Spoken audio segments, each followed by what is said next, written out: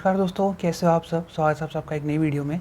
और जैसा आप जानते हो मेरी कुछ पिछले हफ्ते से तबीयत ठीक नहीं चल रही है, इसलिए मैं इस वीक कोई मेन बुक नहीं पढ़ पाया, like women in the window या फिर थॉट्स ऑफ अनहर्ड, इस तरह की कोई भी मैं मेन बुक नहीं पढ़ पाया। लेकिन बिकॉज उनमें क्या है, कुछ अटेंटिवनेस ज़्यादा लगती है, तो मैंने इस वीक एक तो शॉर्ट स्टोरी कलेक्शन पढ़ा है रस्किन बॉन्ड का, और ये है the whistling school boy and the other school stories of my life. और कुछ मैंने प्रेमचंद्र की मेरे पास शॉर्ट नोवेलास थी, ये हर ऐसे छोटे नाटक के तौर पे बता रखी है सारी की सारी। और ये 10-20 पेजेस से ज़्यादा की नहीं है, मिनिमम इतने पेज तो होंगे इनमें। जैसे कि आप देख सकते हो बहुत ही थिन है, और ये 6 हैं बिकॉज मेरे पास अभी अटेंशन थोड़ा कम हो रहा है बिकॉज तबीयत ठीक नहीं है, और मुझे कुछ ना कुछ तो रीड करना ही था बिकॉज आदत नहीं छोड़नी चाहिए। इसलिए कंटिन्यूटी के लिए मैंने इन बुक्स को रीड किया, जिनमें से सबसे पहले मैंने रीड करी थी रस्किन बॉन्ड वाली। और ये जो पूरी बुक है ये अराउंड 2 पार्ट्स के अंदर डिवाइड कर रखी है, जिसमें से फर्स्ट पार्ट का नाम है स्कूल डेज विद रस्किन, और सेकंड का पार्ट का नाम है स्कूल डेज रूल डेज। ठीक है, तो ये एक्चुअली उनके जो उनका स्कूल टाइम था, वो जो एक शिमला के अंदर रहा करते थे, उनके पापा की पोस्टिंग हुआ करती, पापा एयरफोर्स में थे उस टाइम पे। तो उस टाइम ये अपने पापा के साथ अलग अलग जगह क्वार्टर्स वगैरह उनकी शिफ्ट होते रहते थे, वहाँ रहते थे। फिर इनका क्या है, मम्मी पापा में डिवोर्स हो गया, तो ये पापा के साथ शिफ्ट हो गए। और फिर जब इनके पापा की पोस्टिंग जो अभी हाल ही में पाकिस्तान है, पेशावर टाइप उस तरफ होने लगी, तो पापा ने इनको शिमला में एक बोर्डिंग स्कूल के अंदर डाल दिया। और ये वहाँ एक नया एटमॉस्फेयर अपने आसपास फील करते हैं, उससे कैसे अडेप्ट होते हैं, वहाँ पे अपने नए दोस्त बनाते हैं, अलग अलग रिलीजन्स के होते हैं सारे। और अगर अपन बात करते हैं सोसाइटी के ग्रुप की ना, तो एज ग्रुप अलग है, सोसाइटी का ग्रुप अलग है, बिकॉज इनके फादर जो हैं वो एक रेप्यूटेड पर्सन थे, एक आर्मी पर्सन थे। और अगर बात करते हैं इनके फ्रेंड्स की, तो उनके लोकल फ्रेंड्स हुआ करते थे, शिमला के आसपास के ही स्कूल इलाकों से आया करते थे। और काफ़ी ऐसे थे जो कम से कम 5-5, 6-6 मील का डिस्टेंस ट्रेवल करके स्कूल पहुंचा करते थे। तो काफ़ी ज़्यादा वैरायटी इसके अंदर मिलती है। और इसके अंदर जैसे आपको लगता है कि सिर्फ फ़नी ही होंगे, बिकॉज रस्किन बॉन्ड की ज़्यादातर ऐसी रहती हैं।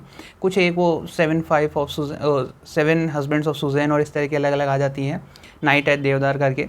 लेकिन ज़्यादातर इनकी ऐसी रहती है बुक्स की चाइल्ड ओरिएंटेड रहते, चाइल्ड सेंट्रिक बुक्स लिखते हैं, बच्चों को ध्यान में रखते हुए। और ये ऐसी बुक है जिसके अंदर आपको, जैसे स्टार्टिंग के जो पार्ट है ना, स्कूल डेज विद रस्किन, इसके अंदर आपको ऑलमोस्ट जो है सारी या तो फन एलिमेंट्स वाली बुक्स मिलेंगी, जो छोटे मोटे बच्चों के एडवेंचर्स होते हैं जिस तरह की वो काम करते हैं, या फिर एक बहुत ही ज़्यादा हार्ट टचिंग स्टोरी इनकी, जो रिमेंबर दिस डे इनके फादर वाली है। तो अगर आपका फादर के साथ आपके रिलेशन थोड़ा सा ऐसा ही है, तो आप इसको रिलेट कर पाओगे, बिकॉज ये देखो बताने से ज़्यादा पढ़ने में मज़ा आएगा। और ये ज़्यादा नहीं है भाई, सिर्फ 4 या 5 पन्नों के अंदर ख़त्म है ये, तो बहुत सही है ये वाला पार्ट। मेरे को फर्स्ट पार्ट के अंदर अच्छी लगी ये स्टोरी। और सेकंड वाला जो पार्ट था स्कूल डेज रूल डेज, और इसके अंदर सारे पार्ट अच्छे थे। सबसे खास बात ये है कि इसके अंदर फन एलिमेंट्स है, एडवेंचर्स भी लगते हैं थोड़े बहुत, और जो बच्चों की सिली मिस्टेक्स होती हैं वो भी है। लेकिन साथ में इसके अंदर 2 या 3 हॉरर स्टोरीज भी हैं। जैसे एक तो है आ फेस इन द डार्क, वो लिटरली मैं क्या है, स्टार्टिंग से ऐसा सूथिंग पेस में चल रहा था कि हाँ भाई फन एलिमेंट्स हैं बच्चों की, वो चाइल्डिश हरकतें दिख रही हैं, एकदम से वो जो जब ड्रास्टिकली चेंज आने लगता है ना इसके अंदर, ये स्टोरी में क्या हो गया, तो वो थोड़ी सी अजीब लगी मेरे को, नया एलिमेंट था मेरे लिए। और द विस्लिंग स्कूल हुआ है, वो भी काफ़ी सही थी, ये सेम उसी थीम के ऊपर है। और चिल्ड्रन ऑफ इंडिया एक तरह से इनका यात्रा वृत्तांत जैसे अपन लिखते हैं ना हिंदी के अंदर, तो वैसे इनका स्मृति वृत्तांत है कि जो चिल्ड्रंस हैं इंडिया के अलग अलग पार्ट से आते हैं, स्कूल एजुकेशन कैसे प्राप्त करते हैं और क्या क्या हर्डल्स उनको फेस करने पड़ते हैं, उसके बारे में पूरा। और लास्ट में आता है the school among the pines, ये मुझे ठीक लगा। ये एक्चुअली जो अगर आप राजस्थान बोर्ड या फिर आप एनसीईआरटी की बुक्स प्रेफर करते हो, तो उसके अंदर एक हिंदी में बुक आती है, उसका एक चैप्टर था टिहरी बांध के ऊपर। ठीक है, तो ये टिहरी जो डैम वहाँ पे बन रहा था, टहरी इंग्लिश में हो सकता है लोगों, हिंदी में टिहरी बोलते हैं उसको, तो टिहरी डैम जो बन रहा था उससे लोकल्स को क्या परेशानी आई, जो ओल्ड शिमला था, शिमला बाज़ार पुराना, उसमें क्या दिक्कतें आई, एनिमल्स वहाँ पे किस तरह से हसल बसल चीज़ें क्रिएट हुई, उस तरह के बारे में है ये। तो ये बुक ओवरऑल मुझे बहुत सही लगी। और अगर आप चाहते हो कि अपने किसी यंगर सिबलिंग वगैरह को किसी को गिफ्ट दो, गिफ्ट देने के लिए परफेक्ट बुक है। हॉरर है लेकिन इतना नहीं है कि हाँ भाई बच्चा स्पूकीनेस के कारण ही डर जाएगा, इतना नहीं है, अच्छी है। लैंग्वेज इसकी बहुत सही है, बिगनर फ्रेंडली है। आप कुछ नया ट्राई करना चाहते हो इंडियन ऑथर्स के तौर पे, तो आप इनको ट्राई कर सकते हो। इंडियन ऑथर में ये है, सुधा मूर्ति है, और खुशवंत सिंह है, उनकी बुक्स काफ़ी अच्छी होती है। जो उनका मम्मी वाला जो नहीं, शायद दादी का, उन्होंने अपनी दादी या नानी का एक लिखा हुआ है, वो मेरे को बहुत सही लगा। वो भी हमारे लिटरेचर से अगर मैं कभी ना कभी रूबरू हूँ, तो स्टार्टिंग में इनिशियल डेज में मैं स्कूल से ही हुआ था, वहाँ पे मैंने बुक्स वगैरह पढ़ी, वो मुझे अच्छी लगने लगी। और उन्हीं से रिलेटेड मेरे को स्टार्टिंग में कुछ इनिशियल ऑथर्स के बारे में पता चला, जैसे जॉन कीट्स है, रॉबर्ट फ्रॉस्ट है, इनके बारे में जॉर्ज बर्नार्ड शॉ है, इनके बारे में मेरे को स्टार्टिंग में वहीं से पता चला। तो और उनसे फिर मैं उनके लिटरेचर को जानने लगा। तो इनिशियल डेज में अच्छा होता है, आप अगर उनको उनके कोर्स बुक से अलग कुछ देना चाहते हो तो ये बुक सही रहेगी।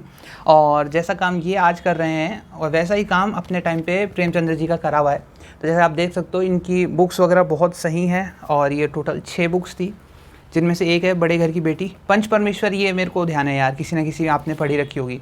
इसमें वो जुम्मन शेख और अलगुल चौधरी वाली कहानी है कि वो भाई उनकी मौसी होती है, जो जुम्मन शेख है वो मौसी की ज़मीन ले लेता है, फिर उसके साथ क्रिकेट होती है, पंचायत होती है। तो पंचायत के अंदर फिर उसको जो मौसी है वो भाई उसको अलगू चौधरी को बना देती पंच, और वो मौसी के फेवर में करता है।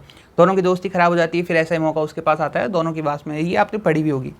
और फिर ये आती है पूस की रात है, दूध का दाम है, समर यात्रा है। और मेरे को पर्सनल जो सबसे फेवरेट लगी वो थी बड़े घर की बेटी।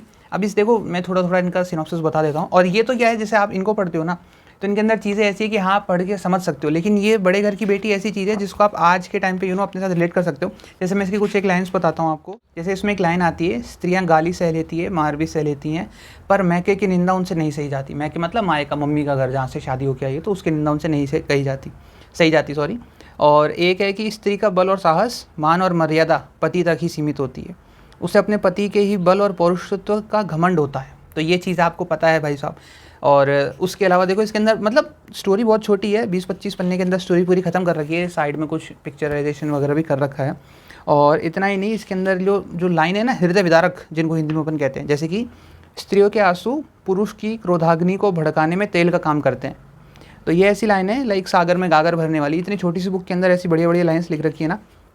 और ये तो यार देखो, जैसे इसमें एक है, तो जब एक लाइन आती है ना कि कई स्त्रियों ने जब यह सुना कि श्रीखंड पत्नी के पीछे पिता से लड़ने को तैयार हुआ तो उन्हें बड़ा हर्ष हुआ।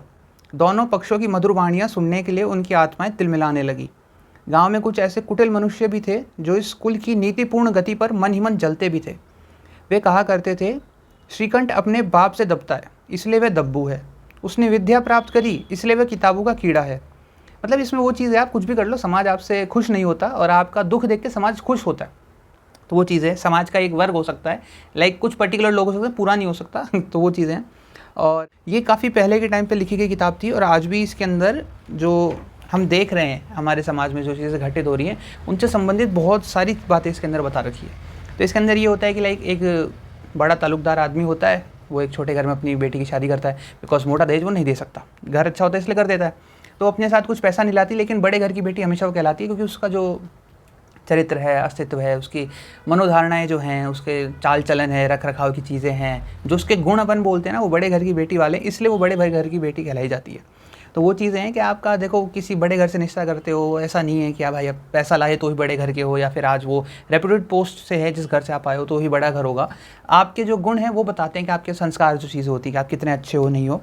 और पत्नी से पति है, इसके अंदर ये बता रखा है कि लाइक घर में 2 लोग होते हैं, उनके आपस में खिटखिट होती नहीं बनती, ठीक है, लेकिन एक मोमेंट ऐसा आता है जब अगर एक दूसरे को दोनों समझना स्टार्ट करते हैं तो एक मोमेंट के अंदर ही दोनों कितने ज़्यादा चेंज हो जाते हैं, उसके बारे में बता रखा है। लाइक इसके अंदर एक लेडीज़ होती है, हमेशा पति की मानती है, लाइक अपने ज़माने के फेमिनिज्म पे लिखी हुई किताबें हैं कुछ इस तरह की। और एक टाइम ऐसा आता है जब पति उसकी बात पहली बार ध्यान से सुनता है कि यार जो कह रही है बंदी कह तो ठीक ही रही है। तो उस समय क्या होता है, उसका दर्जा जो लेडीज़ है उसका दर्जा भी पति के लेवल तक पहुँच जाता है। तो वही है पत्नी से पति, कि आज तक जो था कि भाई मेरी चलेगी, तुम सुनना, मैं कहूँगा तुम मानना, तो वो दोनों आज क्या है अपनी जो गृहस्थ जीवन है उसके अंदर बराबर की हिस्सेदारी में आ जाते हैं। इसलिए पत्नी से पति, की पति तो था, लेडीज़ भी आज उस लेवल पे पहुँच गई है, इसलिए इसका टाइटल है, बहुत सही है, फेमिनिज्म वगैरह चीज़ें हैं, तो ये आप पढ़ सकते हो। पंच परमेश्वर मेरे को जहाँ तक लगता है आपकी पढ़ी भी होगी, और मैं इसका थोड़ा सिनॉप्सिस आपको बता चुका हूँ। पूस की रात पे एक ऐसी है थीम इसकी कि एक किसान होता है, वो अपनी ज़मीन नहीं बेचना चाहता, लेकिन उसके ऊपर कर्जा बहुत ज़्यादा है। वाइफ उसको जोर देती रहती है कि ज़मीन बेच दो, मजदूरी करके कमा लेंगे, इससे ज़्यादा तो अपन मेहनत भी कम है, और कम से कम किसी की गालियाँ नहीं सुननी पड़ेंगी, कर्जा भी नहीं होगा, इस तरह की चीज़ें। तो आदमी हमेशा उस चीज़ पर डटा रहता है, लेकिन कुछ मजबूरियाँ उसकी ऐसी खुद की आन पड़ती हैं, गले पड़ जाती हैं उसके साथ चीज़ें, कि लास्ट में वो अपनी वाइफ का डिसीजन मान लेता है, और उसकी जो ज़मीन होती है उसको बहुत ज़्यादा प्रिय होती है, वो उसको नहीं चाहते हुए बेचनी पड़ती है। लास्ट में आता है दूध का दाम। इन सब के अंदर पिक्चर्स वगैरह हैं, तो ये आपको इतनी ज़्यादा हैवी लगेंगे नहीं अगर आप इनको रीड करते हो तो। दूध का दाम के अंदर एक ऐसी चीज़ है, लाइक पुराने ज़माने में हुआ करती थी धाय माँ वगैरह, कि भाई जन्म किसी और माँ ने दिया है, पाला किसी और ने, जो दूध वगैरह पीते थे उनका रखता था, इस तरह की चीज़ें। तो ये धाय माँ का जो बच्चा होता था, जो गाँव के बड़े जमींदार आदमी थे, उनका लड़का था, उनको जन्म दिया था। तो ये जो धायमा होती है, इसका लड़का भी उसी टाइम का होता है। ज़मींदार होते हैं वो भी उसको अपने लड़के की तरह प्यार वगैरह देते हैं, लेकिन वो होता है ना भाई, बाहर वाला कितना ही प्यारा हो, घर वाला तो घर वाला ही होता है। इसके अननेसेसरी किसी अनफॉर्चुनेट इवेंट्स के अंदर इसके फादर की डेथ हो जाती है, फिर इसकी मम्मी की भी डेथ हो जाती है। तो उसके बाद जो ज़मींदार वगैरह थे, उनका नज़रिया इस बच्चे को लेकर कैसे चेंज हो जाता है, उसके ऊपर है ये चीज़ें।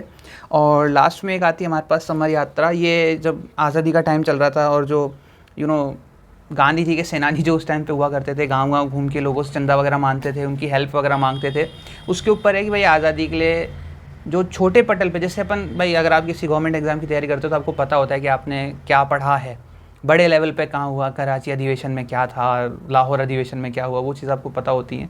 लेकिन भूपटल पे जो ग्राउंड लेवल है वहाँ क्या चीज़ें हो रही थी, वो इस बुक के अंदर बता रखा है। तो ये कुछ ऐसे शॉर्ट मैगजीन्स और एक शॉर्ट नोवेला थी, शॉर्ट स्टोरी का कलेक्शन जो मैंने इस वीक पढ़ा था। और आई जस्ट होप सो कि मेरी तबीयत थोड़ी सी ठीक हो जाए तो मैं इस वीक के बाद कोई अच्छी बुक पिक करूँ। तो ठीक है, बस आज के लिए इतना ही। अब मैं मिलूँगा आपसे एक नई वीडियो में, तब तक के लिए be safe, stay healthy and keep reading. Bye.